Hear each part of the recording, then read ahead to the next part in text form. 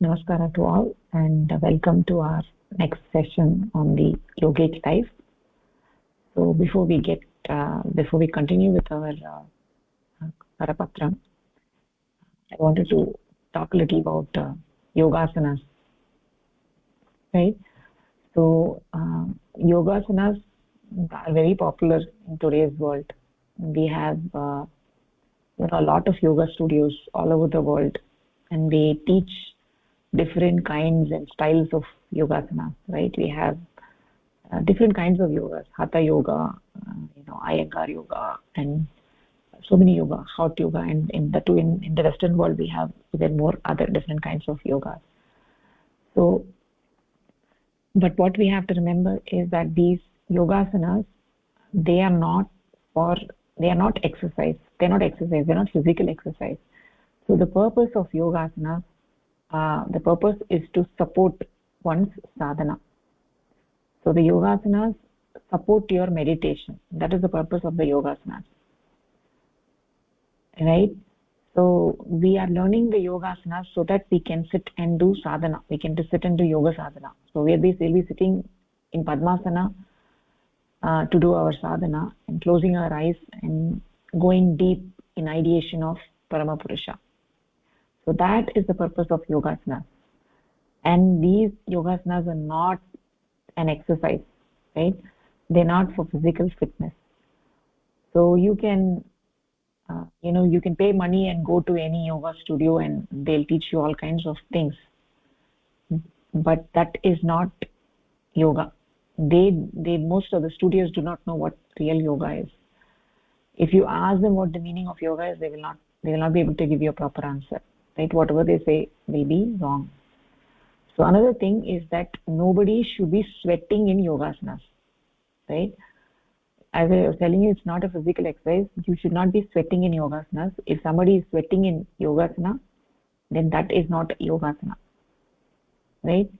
So people in yoga studios, they do all kinds of things for 1 or 2 hours and they keep sweating, right? That is not yogasana. Yogasana means a position which is comfortably held, and there should be no sweating. So the purpose of yogasana, as I stated earlier, is to facilitate sadhana. There are various glands in the body, right? And they secrete hormones. So all those hormones have a profound effect on the entire functioning of the body, including the brain, and via that on the mind. So the glands have an impact on the functioning of the body and also on the mind. So so the yogasanas will actually support one's sadhana, right? So that is actually the purpose of yogasana. So if anybody is interested in learning yogasanas, do let me know. We will be teaching all these yogasanas which are required for doing sadhana in our Shivir in December, which is held in Varanasi. So in there, those people who are attending will learn all the yogasanas, and also will be learning the yoga sadhana, which is the ultimate goal of human life, is to do yoga sadhana. Everything else surrounds that, and yogasanas are also surrounding that. Yogasanas are also for doing the yoga sadhana. Okay, with that said, I want to proceed further into our Karapatram. So what we have been talking about is what is Dharma, is the name of the Karapatram. We've said that all beings in this world seek happiness. Everybody wants to be happy, and we said that for animals their happiness is limited to ahara, nidra, bhayam and maithuna, whereas for human beings happiness does not end with these finite things. Even with these finite things, human beings are not happy, right? And what is the reason for that is, we said that human beings are highly evolved beings.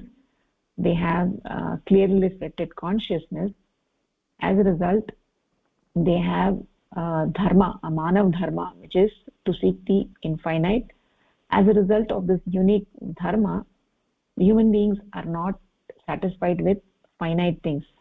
They are looking for something more. As a result of that, the material things do not satisfy them. So since human beings have a highly reflective consciousness, so with such a faculty, it becomes the duty of human beings to reach the goal, which is to attain the infinite. So in human beings, we said that they have two dharmas. They have the Pashu Dharma and also they have the Manav Dharma. Pashu Dharma because we have evolved from animals. So we have lived as animals for ages, and therefore we have the Pashu Dharma, and also we have the Manav Dharma. And 99.9% of the people follow the Pashu Dharma, the animal Dharma. They don't realize what the Manav Dharma is. The reason is that human beings have a choice. We have the option whether to follow the Dharma or not. We have the Swatantra Ichha. We have two dharmas. We have the Swatantra Ichha, whether we want to follow the human Dharma or the Pashu Dharma. Because of that Swatantra Ichha, most people are unaware of the Manav Dharma and they default to the Pashu Dharma. And even those people who get glimpses of their Manav Dharma and who are not satisfied with the Pashu Dharma, also because of their Swatantra Ichha, because they have the option, most people default to the Pashu Dharma because that is the familiar path, right? That is the familiar path. Nobody likes to change their path. Whatever is easy and whatever is familiar, people like to follow that. And Pashu Dharma is easy Dharma, so people actually follow that. So that is the key distinction between the human beings and other beings, is that we have the option whether to follow the Dharma or not. Like whereas for the other beings, they will act only according to their Dharma. A cat will always follow its Dharma and it cannot behave like a dog. Right? Similarly, a dog will only behave like a dog and cannot behave like a cat. They have no option to follow their Dharma. Whereas human beings have an option. We can choose whether we want to follow the Dharma or not. And most of the time, we do not follow our Dharma. Right? So that is the reason we see that most people behave like, they're animals inside and they're outside, they're humans. They behave like humans on the outside, but they are inside, they're actually animals, most people. So we saw all of that, and then we said that Dharma is universal, right? Dharma is universal. It is beyond time, place, person, and without any limitation. And what the Dharma we are talking about is, Dharma is different for you and it is different for me. It is not the Dharma that is commonly understood in the society. So the Dharma that we are talking about is a unique characteristic which is common in all beings, and therefore it is the same for everybody. So what Dharma you have and I have is exactly the same, and that Dharma is very, very simple, very beautiful, and it can only be satisfied by that infinite Paramapurusha. Right? We said that Paramapurusha is the only entity which is infinite, the cosmic entity. That is the only entity that can satisfy our infinite desire.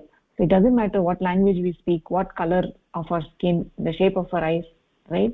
All human beings are essentially the same, wherever we may live, whichever country we may live. So this is a very, very important concept that we should understand. When we understand this concept, then there will not be any unnecessary fights, unnecessary wars, any discrimination. All that will not be, because essentially we are all one. We are all the children of the same. Our source is the same. We all emanate from the same Paramapurusha, right? So we also said that we get happiness when we get what we desire, right? If we don't get what we desire, we cannot be happy. So what actually we desire? We actually desire that infinite entity, whereas we don't know, right? So since we are not getting that infinite entity, because that is what we actually desire, and we don't know that we desire, and instead we get different other things, and we don't get happiness from those things, because we're not getting what we want. We need to get what we want, and we need to understand what we want. So what we want and what we get, we need to take efforts in that direction, because if you don't understand what we want, then we will be going in the wrong direction and getting something which we really don't want, and as a result we never get happiness. That is what is the situation for most of the human beings, right? uh, so the consciousness, the supreme consciousness, is guiding everything in this universe, right? That cosmic entity, right? Nothing happens in this universe akasmat. Nothing happens randomly. Everything occurs according to a design. Everything occurs according to specific principles of karya karana bhava, and in a very very orderly manner, right? Everything in this universe is going in a particular order. Like the planets orbit so precisely, the entire solar system is highly ordered. So everything in this universe is highly ordered. Just like we've always been talking about in the past, that the room gets messy, and if it has been cleaned, then we know that there is somebody who was present there to keep it clean. So the same way in this universe, everything is so beautifully arranged and organized, which just indicates that there is an intelligence, buddhi behind this. There is a buddhi behind this, and that buddhi is the infinite, is the cosmic entity. That is the only infinite thing in this universe. So human beings have an innate desire to know and become one with that entity. So real happiness is derived when people attain the cosmic entity or engage in the process of attaining it. That is very very crucial. So merely getting on the path towards the cosmic entity brings tremendous happiness and mental peace. So when we talk about the yoganishta jivanam, it is not that only when we engage in it for several years and when we in sadhana we attain samadhi, that is when we become happy. It is not like that. When you engage in this path, slowly everything about you changes, your mind changes, right? So then slowly you're on the path towards the cosmic entity, and therefore it brings you tremendous peace, mental peace and happiness and bliss, right? When the mind engages in the pursuit of realizing that infinite, it brings a change in your vibration, in the human being's vibration, in your existence, right? It leads to peace and bliss. So from the very day someone begins this journey, their life changes profoundly. There is a deep sense of harmony when one follows their dharma, right? So when a human being follows his true dharma, they experience that shanti, the tremendous shanti and bliss. So learning and practicing sadhana along with supporting practices is essential. It is the difference between happiness and misery. True happiness does not come from transient pleasures like good meal, right? Such pleasures only provide temporary satisfaction and eventually lead to sadness once they end. So the dominant experience of worldly pleasures is sadness, right? Because they're all finite and come to an end. So ultimately we are not seeking worldly pleasures, but the infinite, which is not mere happiness, which is not sukha, which is not just sukha. We are not just seeking sukha and dukkha, sukha. That is not what we are seeking. We are seeking ananda, bliss. So the worldly happiness can never be infinite.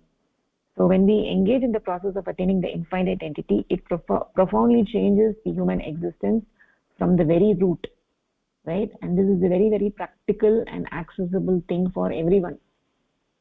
So consciousness does not desire earthly joys because they're finite and cannot satisfy it.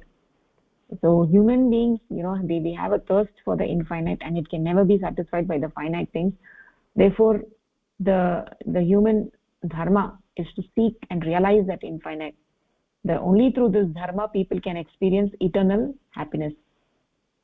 Every human being who engages in this process will experience mental peace, bliss, because that is what we are seeking, whether we know it or not, right? Because that is our dharma. Following a true dharma leads to happiness, whereas when you follow the animalistic tendencies, you do not get true happiness. So what is dharma is very very important. We need to understand what the human dharma is. So now what we will do is we will move on. So if you go to page 3, the last paragraph, right? So we'll start from that. Chandrasekhar, Mahodaya, do you want to take it? Okay, okay, Bhavini. Every action a person performs appears to have been executed by his or her physical organs, the indriyas. These organs or indriyas are 10, and it appears that almost every action that a person performs appears to have been performed because of these 10 indriyas. Yet, this is not actually so. If the mind does not work behind them, the indriyas by themselves cannot perform any action. It is the mind which works, and the 10 indriyas are merely the instruments through which the work is executed. The action which originates in mind only finds its external manifestation with the help of the indriyas. To explain this, we can take an example of a person looking at a book. It is only the mind which visualizes the book with the help of the eyes. If the mind does not work, the eyes will not be able to see the book.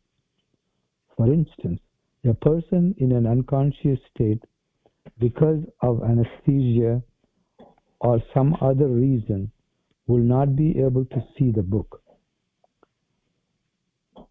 even if his or her eyes are wide open. In such an unconscious state, the eyes are not damaged, yet they cannot perform their natural function because the contact with the mind is suspended.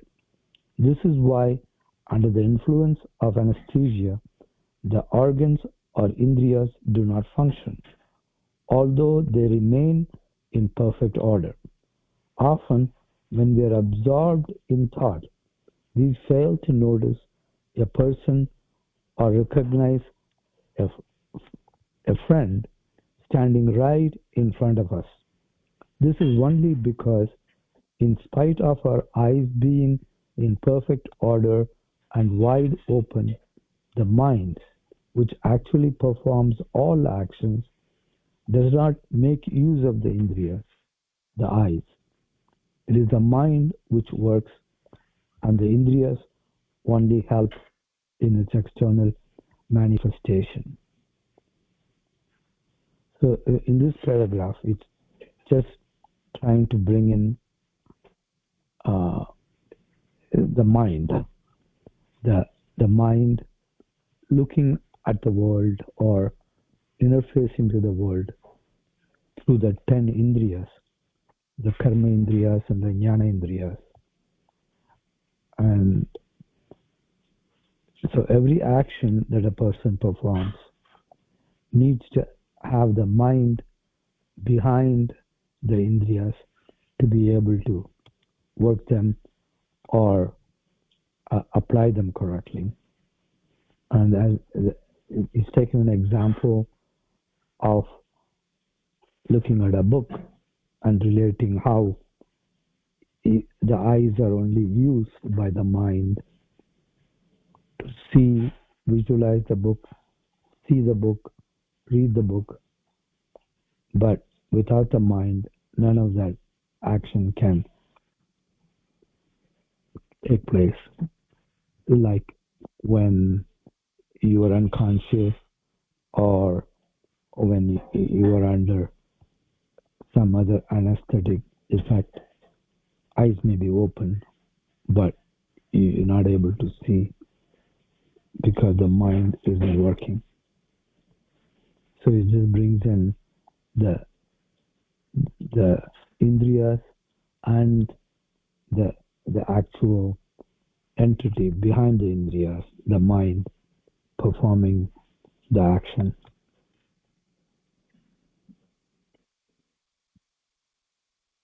That, that's about what this one's identifying: the presence and the need of the mind Yes. behind all actions. Yes, Maudya. Yes. Thank you. That was nicely said. Okay, I'm just going to put you on mute.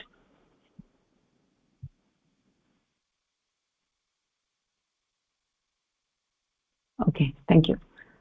Okay, so nicely said, Maudya. So in this paragraph, we're talking about, uh, you know, the indriyas, right? That we have, we human beings have 10 indriyas, 5 jnanendriyas and 5 karmendriyas. That is, or the 10 indriyas. So when we say uh, indriyas, we mean sense organs, right? We have two types of sense organs, the jnanendriyas and the karmendriyas. So the organs of perception, the jnanendriyas, they are involved in the sensory process. Like we have the eyes, ears, nose, tongue, and the skin. Eyes, we say chakshurindriyam. Ears, we say shrotrendriyam. Nose, granendriyam. Tongue, uh, rasanendriyam. Twak, twagindriyam. Right? Chakshuhu is eyes. Through the eyes we see the world.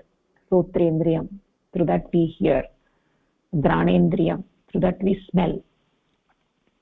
Rasanendriyam, through that we taste. Twagindriyam, through that we feel the touch. Right? These are Jnanendriyas. And we have 5 Karmendriyas, the organs of action or the motor faculties, which are involved in the daily routine work and interact with the material world, right? We have the mouth, hands, feet, anus, and genitals. So these are all the organs of action, right? So we have these two kinds of indriyas, right? So uh, so uh, so what we're actually talking about over here is that uh, we talked about the dual nature with the human beings, the conflict between the animal nature and the human dharma. So we will focus on understanding the infinite entity and dharma, right? We'll look into that. So before we look into that, we are going to be talking about the human mind and how it functions. First, we need to understand what human mind is and how it functions, right? So this paragraph beautifully depicts how the indriyas work, right? We have the jnanendriyas and the karmendriyas, right? 5 jnanendriyas and 5 karmendriyas, how they work. Basically, every action of a human is performed by the indriyas, right? So we have 10 indriyas and they perform the actions. However, the indriyas are all ruled by the mind, which acts as a controlling mechanism, right? So when you when you're reading a book, right, your eyes are open, and if the mind is also connected with the indriyas, is focused on reading, then you can understand, you can comprehend the text, right? So if the mind is engaged in another thought, right, so then even if the book is in front of you, you will not understand, you will not know what is there in the book, because your mind is somewhere else, right? So there are the indriyas are divided into two categories: the 5 sensory organs, the jnanendriyas, and the organs of action, karmendriyas. So I just told you the jnanendriyas are chakshuhu, this one, eyes, ears, nose, tongue, and skin. Karmendriyas are speech, hands, feet, excretory organs, and reproductive organs. So in Sanskrit, we want to say speech, vak, hands, pani, feet, pada, excretory organs, payu, reproductive organs, upastha. Iti karmendriyani. Jnanendriyani, karmendriyani. So the jnanendriyas gather information which is then processed by the mind, while the karmendriyas execute the actions commanded by the mind, right? So the jnanendriyas only gather information, then that is actually further processed by the mind, whereas karmendriyas execute the actions as commanded by the mind. So therefore behind all the indriyas is the mind, right? So we have all had the experience of seeing a child deeply involved in a play, right? So it is having a toy, and it is deeply involved in playing with that toy. And the child's mother is actually calling the child. The child is not hearing, not hearing his mother's voice, because it is engrossed in the play. So we have had this similar kind of experience, right? So if you are engrossed in a book or something, then you do not hear even if somebody is calling you, right? This is a common occurrence. This occurrence illustrates that even though the ears are functioning, but the mind is not listening. The mind is one, and it can only process one source of information at a time, right? Often excluding others. So people talk about multitasking and all that, right? But actually mind cannot process multiple things at a time. It can only process one thing at a time. So even though it might be quick to jump from one thing to another, but at a particular point in time, it can only process one thing. It can process only one source of information at a time, right? So the indriyas may be providing information, right, but the mind may not be accepting it because it is engrossed in something else. Ultimately it is the mind that does the work in each of these cases, right? The eyes provide visual information, but it is the mind that sees it. The ears provide auditory information, but it is the mind that hears. So the mind is the central mechanism that processes and directs all sensory and action responses. So it is important to understand that we have something called as the mind, right? So any action which originates in the mind, it finds its external manifestation with the help of the indriyas. So the action originates in the mind, but the external manifestation happens with the help of the indriyas. So that is why if you're not focused in a particular thing, like we've had this experience all the time, that we might be in a classroom, and the teacher is talking about something. Our eyes are all open, our ears are open, everything is, we're just listening to what the teacher is saying, but still not understanding anything, because your mind is not connected with what the teacher is saying. Your mind is completely occupied with something else. Maybe you're thinking about what your mother is cooking at home, or or what your children are doing at home, or it can be like any other thought, right? Because of that, your mind is not able to understand what the teacher is saying, right? So similarly, like if a person is in unconscious state because of anesthesia, then his eyes are wide open, right? The eyes are perfectly fine, they're not damaged or anything. But even then, because in unconscious state the mind is suspended, therefore he cannot understand. Even if there is a book in front of him, he cannot read the book, he cannot understand what is there in the book, right? So under the influence of anesthesia, the indriyas actually do not function, even though they are in perfect order, even though the indriyas are all working properly, but they do not function if the mind is not active, right? So that is why we say that if you're to be present in a particular thing, is that you need to have your mind focused on that. So this yoganisha jivana that we are talking about, when we start doing sadhana, we will realize that slowly our concentration increases. The ekagrata actually increases by doing sadhana. Your ability to focus on a particular thing at a particular point in time actually increases by doing sadhana. Okay, so we can actually move on to the next thing. Kim, Hamsini Bhagini, do you want to take the next one?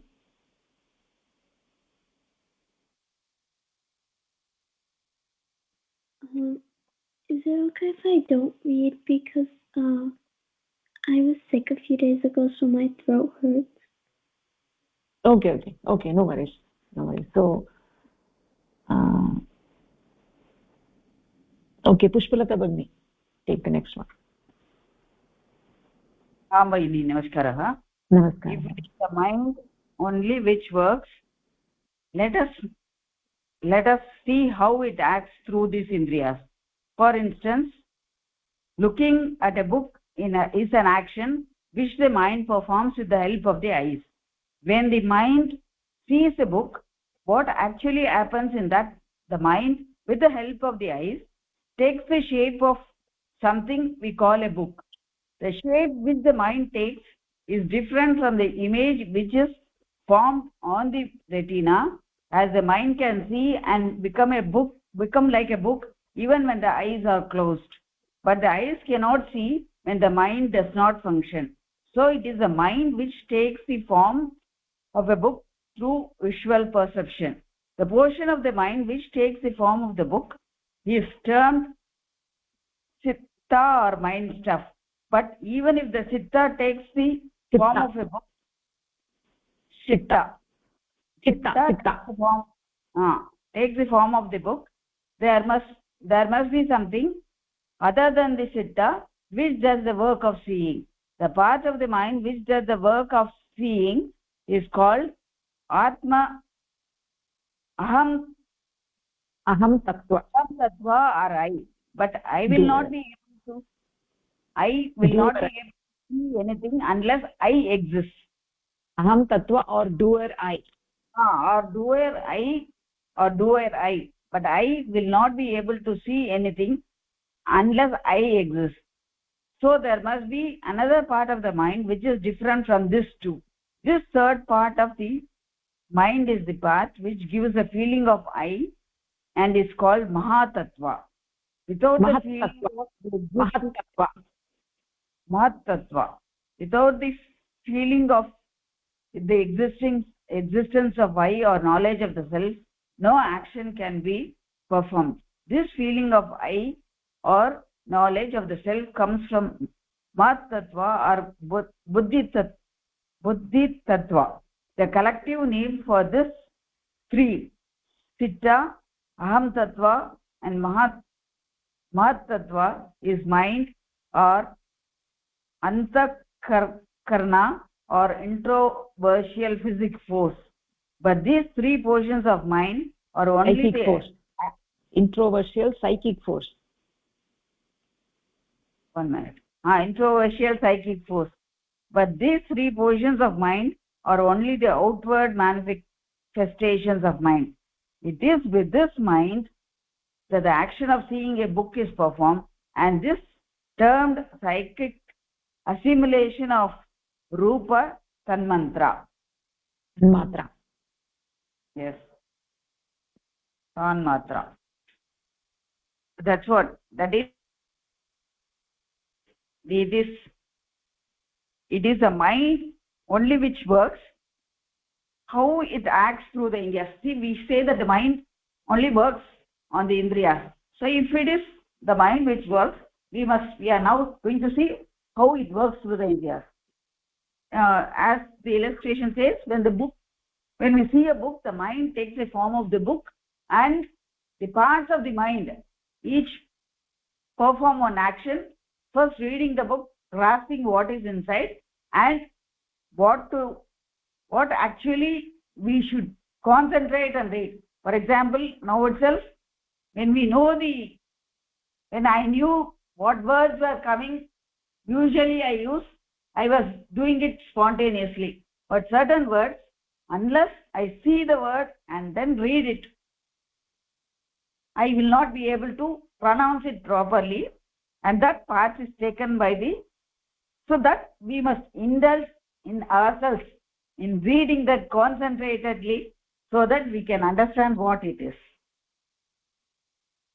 I think I have told the gist of that. Yeah. So over here, Bhagini, over here, it is talking about the three components of mind. Were you able to understand that? The three components are Citta, Aham Tattva and Mahatattva. Mahatattva.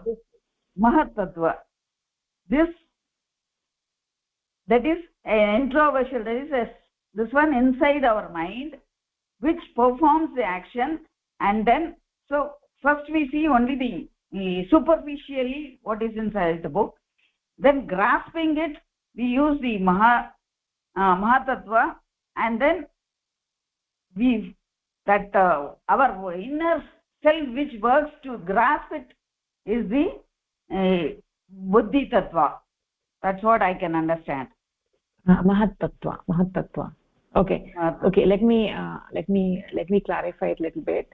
Okay, so we saw that, behind the indriyas the mind actually performs, mind actually supports. Without the mind the indriyas do not function, right?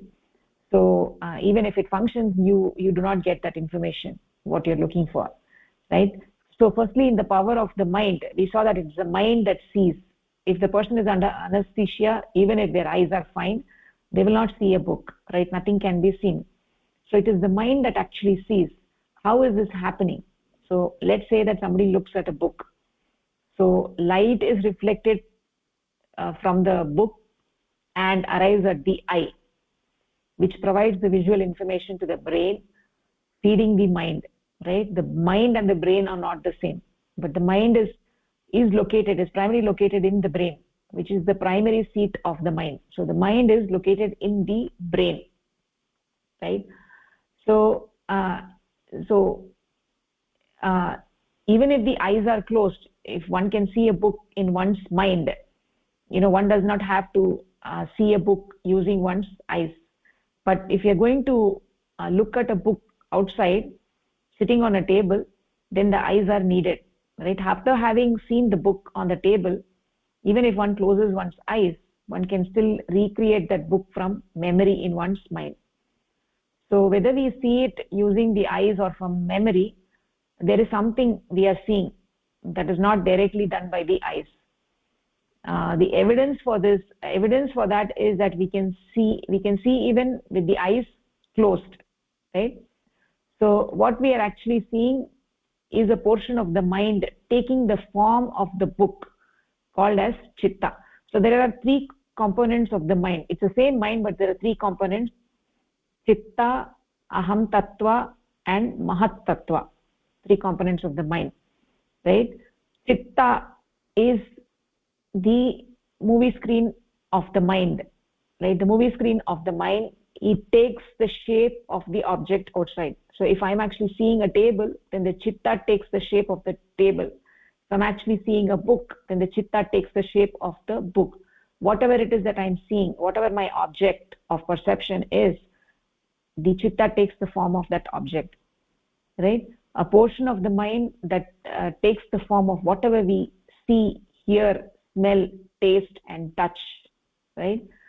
All the senses provide information to the chitta, and chitta takes the form of all these things, right? Whatever it may be. It may be seeing or hearing, smelling or touching, tasting or touching, right?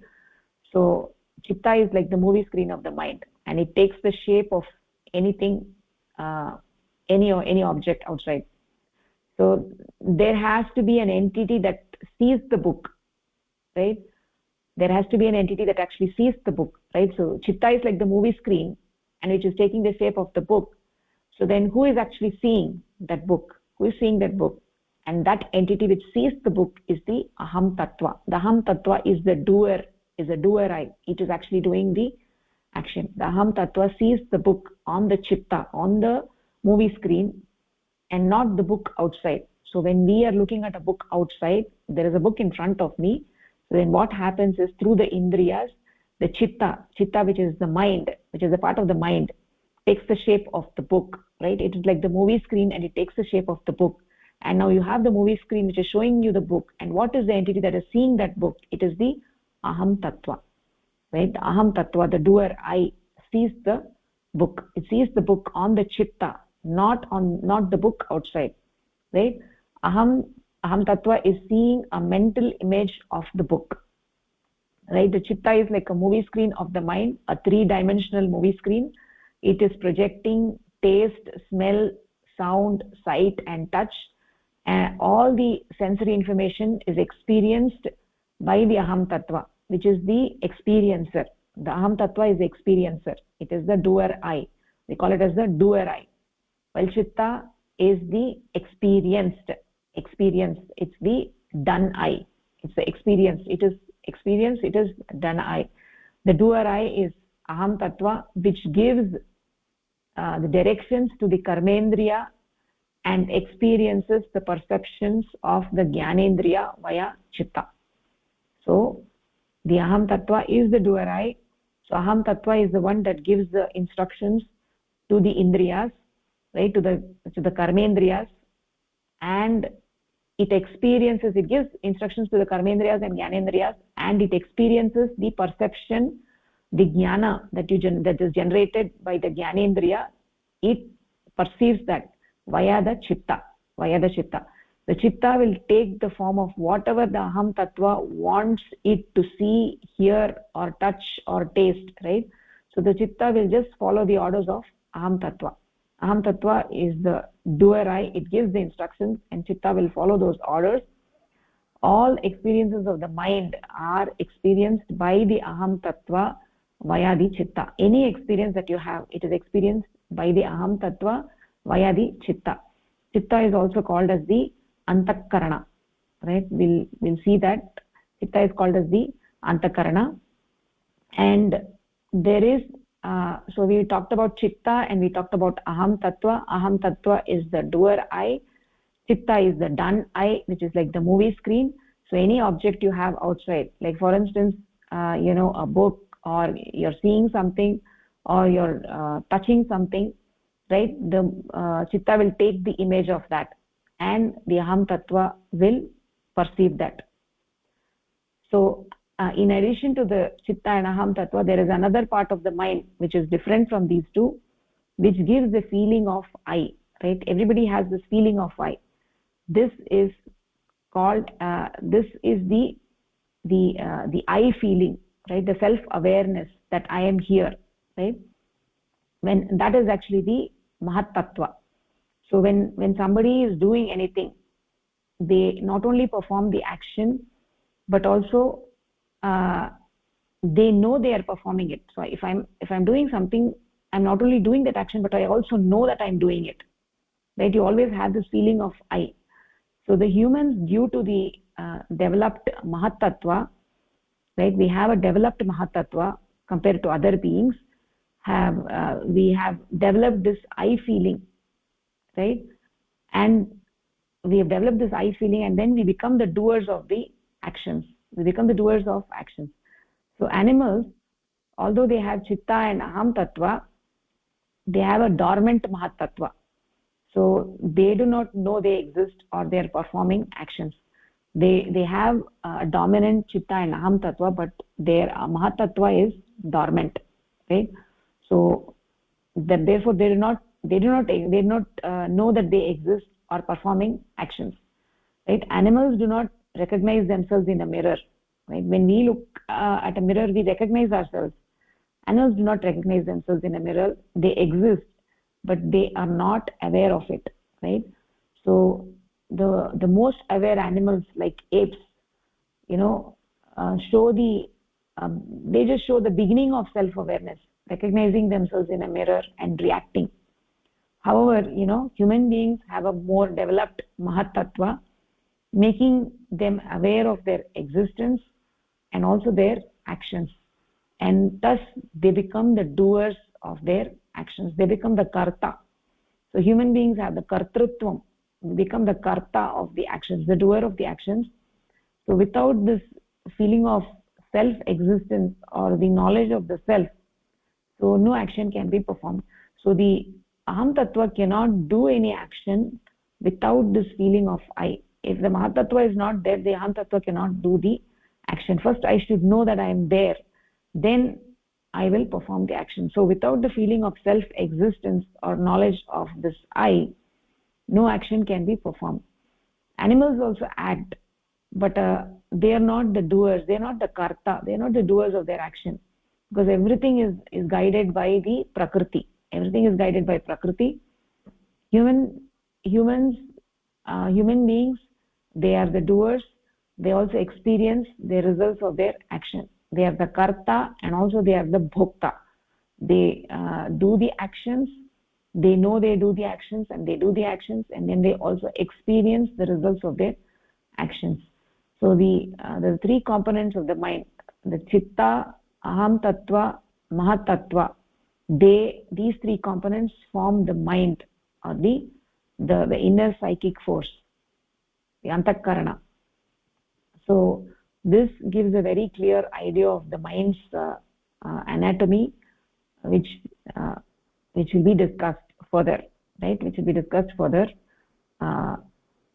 going forward, right? So this is a very important concept that we need to keep in mind, right? So in this paragraph towards the end, right, it says the collective name for these three, chitta, aham tattva and mahan tattva, is the mind, or the antakarana, or the introversial psychic force, right? It is with this mind that the action of seeing a book is performed, and this is termed psychic assimilation of rupa tanmatra. So what is tanmatra has not been explained in this paragraph, which we'll be talking about in the following paragraph. So is this clear, the three components of mind? So Pushpalata Bhagini, do you want to explain now what you understood?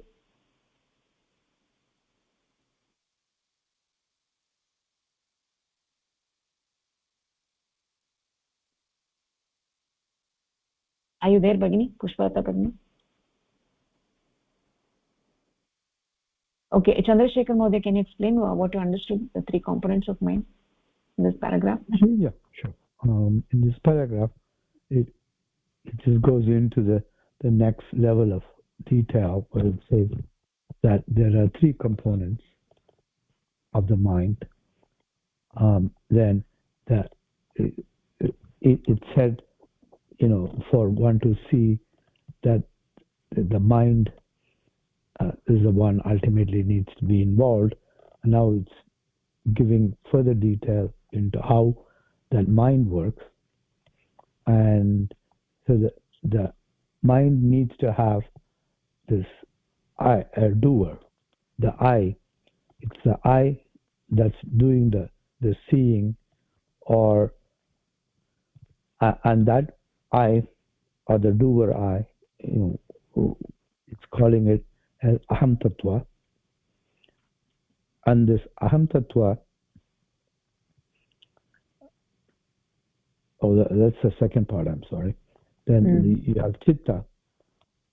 The chitta is the one that takes the form that is of what the eye is feeding, and it does the work of seeing.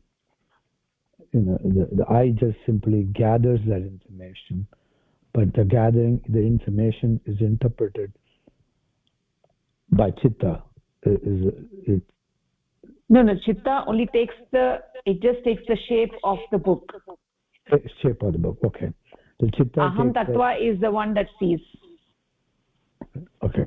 The chitta then takes what's being fed by the organ, sensory organ, in this case the eyes,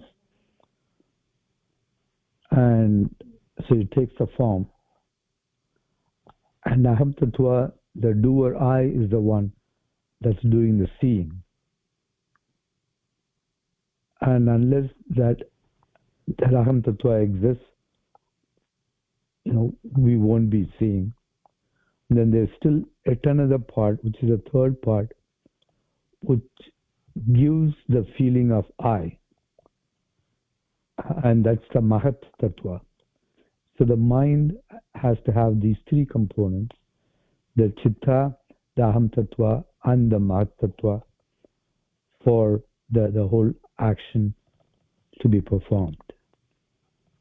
And so it's breaking down, or further drilling down to how the mind works, and shows the three components that in the mind that makes that. And so this is the mind, or antakarana, right? And then these portions of the mind are really outward manifestation. And It's the mind that the action of seeing a book is performed. No, right. Yeah. And then it brings in a new term at the end called Rupatan Matra. Yeah. Okay, Maudya, nicely said. Yeah, so the three components of the mind. I'm going to mute you, Maudya. There's an echo. Okay. So three components of the mind: chitta, aham tattva, and mahat tattva. So if you want to see a book, then the chitta takes the shape of the book. It's like the movie screen of the book with the help of the indriyas. So indriyas are also there in the picture. So the chitta takes through the eyes. The chitta takes the shape of the book, right? So that is all it does. The aham tattva gives the instruction to go and see a book. Then chitta, what the chitta does is with the help of the eyes, right, the chakshur indriyam, chitta will take the shape of the book, and that's it. It doesn't do anything further. So it's like a movie screen. It takes the shape of the book. Then what happens? It is the aham tattva which actually does the job of seeing the book. It sees the book. It sees what is there in the chitta, right? Whatever is projected in the chitta, the aham tattva sees. Aham tattva will not be able to see the book unless I have the feeling of I. If I don't have the feeling of I, right, I exist. If I don't have that feeling, then the aham tattva will not be able to do any job. It will not be able to see the book, right? So the mahat tattva is also, it's actually behind the aham tattva. So first we have the chitta, which is interfacing with the indriyas. Behind the chitta we have the aham tattva, and behind the aham tattva we have the mahat tattva. So we'll be talking about this a little bit more in detail in the following paragraphs. So we said, how is the mind able to see the book? We said that it is happening through the tanmatras, right? So now we need to understand what is tanmatras. So Priya Bhagini, do you want to read? Bhagini. Tanmatra is a new term and should be explained. The microscopic fraction of a wave radiated from an object and received by the indriyas is called tanmatra or inference. To explain this further, it can be said that the idea of a book is grasped with the help of rupa tanmatra, the ideatory mental vibration of the nerves creates an image or figure in the mind when one looks at the book. But if the eyes are closed or if one is in a dark place, one can still recognize the book by touch. Here, the idea of the book is assimilated due to another tanmatra, that is the tanmatra of touch or tactual perception. Again, if somebody drops a book out of sight or out of reach, it is possible to identify it as a book through the auditory tanmatra. Chitta comes in contact with the tanmatras only when aham tattva wants it to. The act of looking at or identifying the book must be done by aham tattva, as chitta by itself does not possess the capacity to perform any function. When aham tattva, or part of the mind which works, wants to see a book, chitta comes in contact with the organs of sight, that is the eyes. The eyes receive the rupa tanmatra from the book.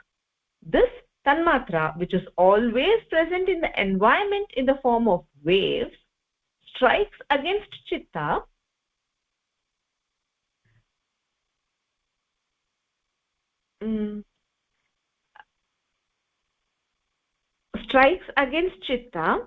through the eyes, which form a sort of door to bring chitta in contact with the outside world. Chitta then takes the shape of the book, and aham tattva identifies or sees it as per the shape which chitta has taken. Similarly, when aham tattva wants to hear something, it puts chitta in contact with the organs of hearing, the ears. The ears receive the sound tanmatra which is always present in the physical environment through the medium of sound waves.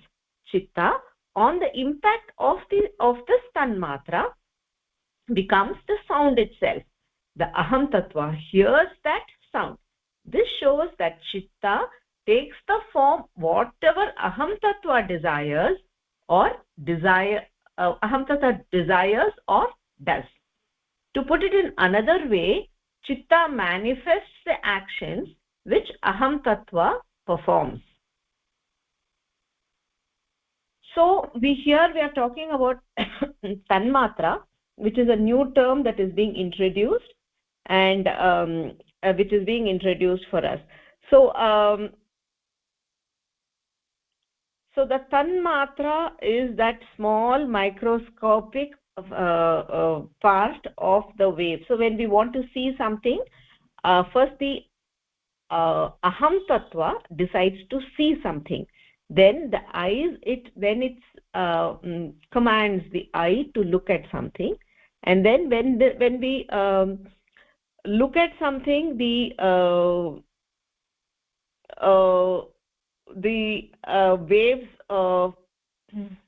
waves that are radiated back from the object falls on the eye. It is received by the indriya, chakshendriya, chakshu.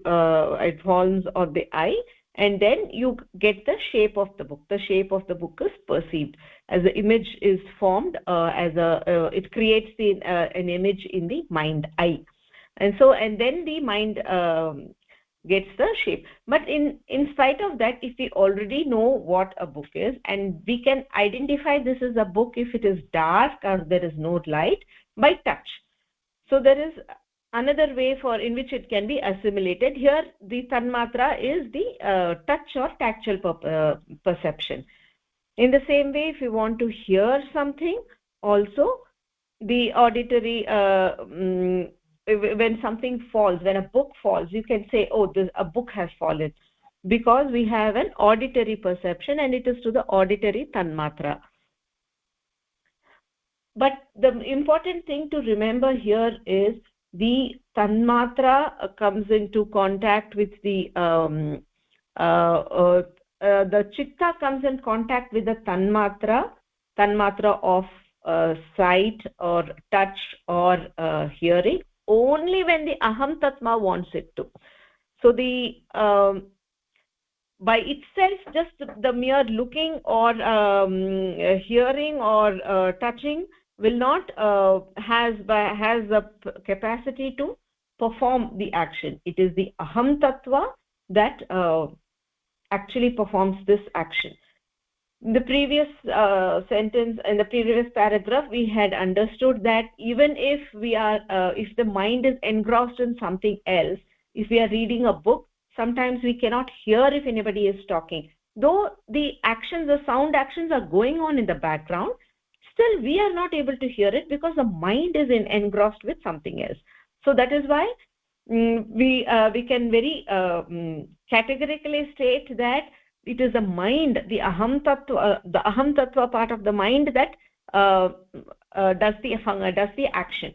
So it's only when the aham tattva wants to hear, something is heard. Only when the aham tattva sees, it is seen. Otherwise, there are many instances when our eyes will pass over something, but we may not register everything that is there unless the eye behind the eye, that is aham tattva, wants to see. Only then that is seen. Only if it wants to hear, it is heard. Only if it wants to touch, and if it wants to perceive by touch, is the information from the touch taken in.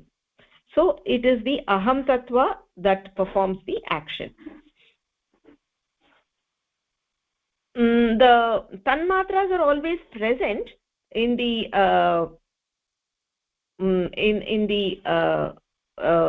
place it is always there, but it is only when the aham tattva wants to hear it. Say the auditory sounds, auditory tanmatra sound waves are always available, but it's only when the aham tattva decides it wants to hear, it puts the chitta in contact with the organs of hearing, and then through this the ears receive the sound tanmatra, which is always present in the which is always present in the environment. So that is why we can say that it is the chitta, when the sound waves or this tanmatra on the impact of it, it only then it can hear, and the aham tattva hears the sound. But one thing you should remember, it is the aham tattva is what desires it, and it is the performer. Then the chitta takes the form of whatever the aham tattva desires, and the chitta manifests the action which the aham tattva performs. So the performer of the action is the aham tattva. The chitta becomes a tool to do whatever the aham tattva desires, whichever action the aham tattva desires to perform. Yes, Bhagini, very nicely said, Bhagini. Beautiful. That was really beautiful. Yeah, thank you so much. So yes, that is the idea over here. Tanmatra is the new term. Tanmatra is the a wave which is generated from any object, right? Any object, and that wave is captured by the indriyas. That wave is captured by the indriyas, and the chitta takes the shape of whatever it is. If it is sound, then the chitta takes the shape of the sound.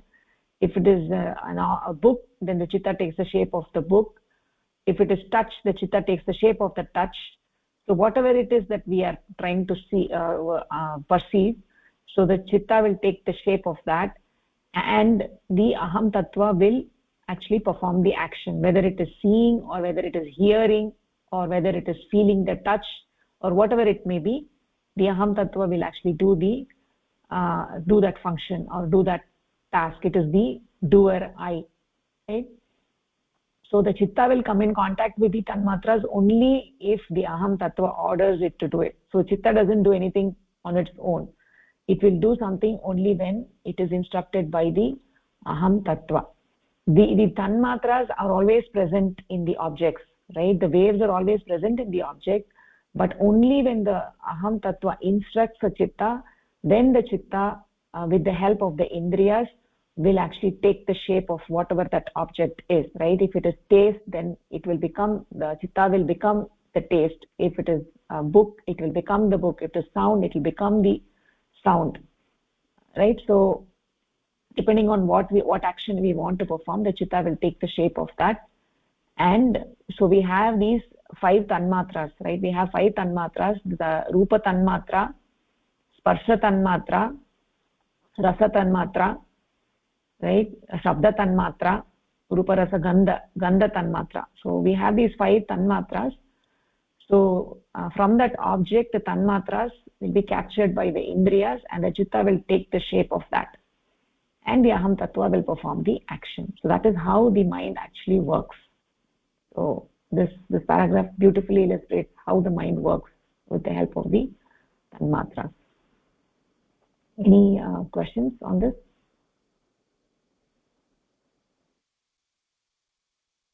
Okay, so we will actually stop the class over here. Okay, astu tarhi dhanyavadah, namaskaraha. धन्यवादः नमस्कारः भगिनी धन्यवादः नमस्कारः धन्यवादः